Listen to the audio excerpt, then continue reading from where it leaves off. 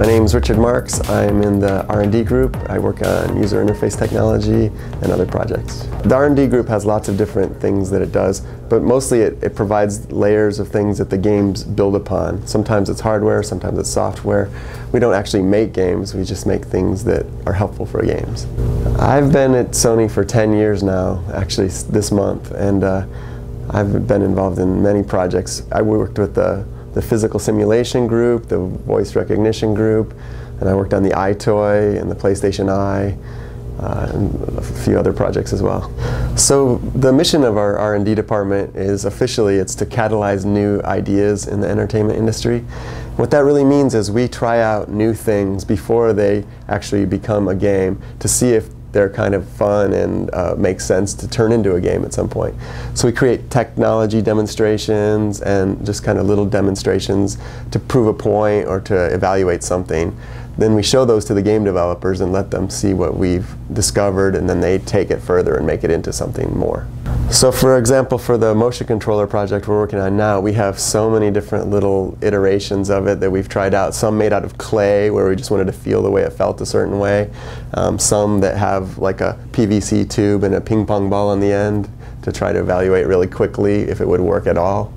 And then they move on, and then the engineering department gets involved and starts to make more and more interesting or realistic looking hardware, and then the design groups start to get involved too to make it look nicer. For iToy Play, I went over to the London studio and worked with those guys on some we just did different little technology pieces, and they learned how all the system worked pretty much as well as I understood it. And so all of the knowledge I had we transferred to them, and then they were able to make any kind of game they wanted to based on the camera.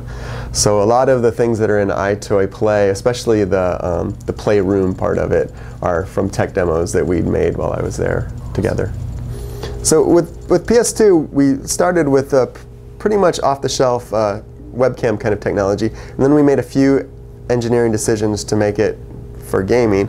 And in particular, the biggest one was we made sure that it could do 60 frames per second, because that's really important for being able to track fast motions, and it gives a very fluid look of the video. With PlayStation Eye, we had a lot more ability to define exactly what we wanted. So we made sure that the video would be uncompressed actually out of the camera. Again, we really required that it could be 60 frames per second, and this one can even go up to 120 frames per second as well.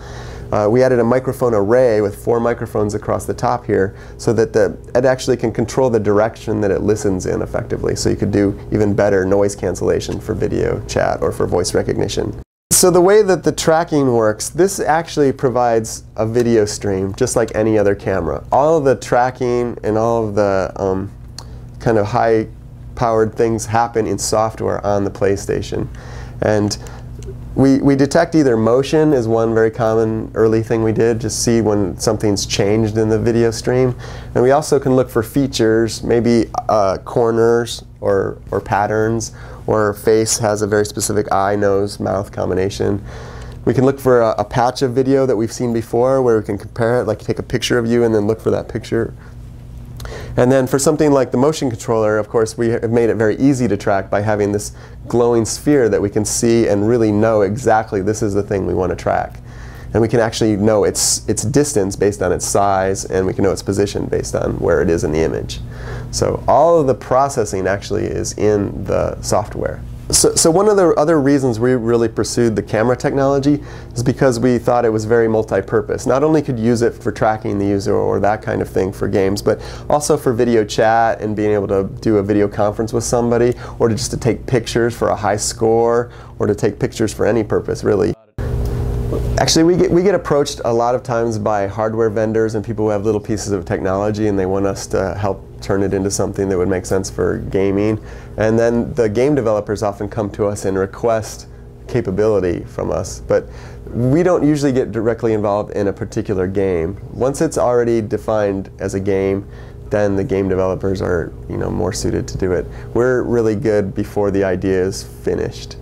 So the motion controller comes from our research into camera tracking, especially we did some kind of sphere tracking a long time ago, and some of our earlier videos show that. If you go online you can see them. But basically we converted it into a product just starting last year we started focusing on it more as a product, and we started to meld it together with some inertial sensors like the gyros and accelerometers, for example. So altogether we realized that having this kind of position capability and the angle capability made for a really rich system for games to use. From gyros and accelerometers you can get kind of the angle that the thing is at, roughly, and then the position where it is in the space we get from the camera seeing the sphere and where it is and its size. That tells us the 3D location of the device. So those together give us the full information about everything that the device is doing. What's really neat is because we're using the camera actually to track and register where this is, the position of it is perfectly registered in the video image, so that when we try to mix graphics and video together, we can do things like put a tennis racket or a sword there, and it'll be perfect because it's gotten from the actual video, so it looks like it's exactly right in the video. So probably the biggest difference between our device and any other device that I've ever seen is we get such accurate position data from the camera. So especially where in the image it is, we get down to a really sub-pixel level, so we can get very, very precise position information. And that's something that people really haven't been able to do before. So that new capability mixed with all the angle capability that other people have also worked on really gives you a complete system, and that's kind of the first time that we've seen a complete description of position and rotation. So some of the capabilities we didn't get to talk about very much before were that, of course, we already said that it has buttons, which are really important, and it has this analog trigger, which really is a great metaphor for squeezing or grabbing. So you can grab and you can put as much pressure as you want to grab something with, which is really great for picking things up or for giving you the ability to just interact with the scene in a way that's completely different actually than we've been able to do before. I don't want to give away too many of the ways we're going to use that right now.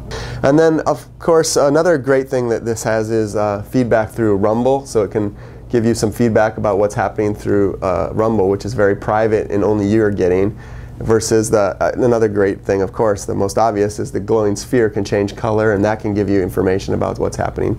So it can change color to match what's happening in the game. All these things I think are ways that really are new ways to interact with games that we haven't seen before.